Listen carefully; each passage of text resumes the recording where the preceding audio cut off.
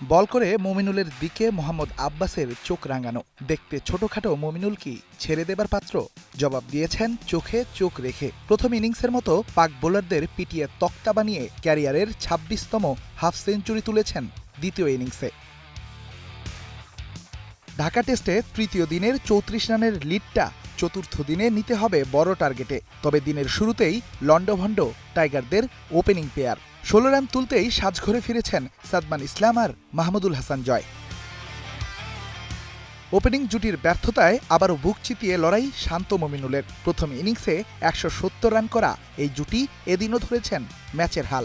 একের পর এক বাউন্ডারির পসরা সাজিয়ে স্কোরবোর্ডে তুলেছেন গুরুত্বপূর্ণ রান। যদিও লাঞ্চ ব্রেকে প্রায় ৩ ঘন্টার বৃষ্টিতে নষ্ট হয়েছে ম্যাচের মোমেন্টাম। বৃষ্টির পর ম্যাচে ফিরে অ্যাটাকিং ক্রিকেটটাই বেছে নিয়েছেন শান্তরা। ১০৫ বলে অর্ধশতক হাঁকিয়ে ৫৬ রানে থামে মুমিনুলের রানের চাকা। যদিও ততক্ষণে তিনি স্পর্শ করেছেন তৃতীয় বাংলাদেশি হিসেবে সব ফরম্যাটে ৫০০০ রানের মাইলফলকটা। মুমিনুল ফিরলেও নিজের কাজটা করেছেন ক্যাপ্টেন শান্ত। ৯০ বলে ক্যারিয়ারের ৬ নম্বর হাফ সেঞ্চুরি তুলেছেন লাল বলের অধিনায়ক। শেষ পর্যন্ত মুশফিককে সঙ্গী করে ১৭৯ রানের লিড নিয়ে দিন শেষ করে বাংলাদেশ। Redwan Shaon, star news.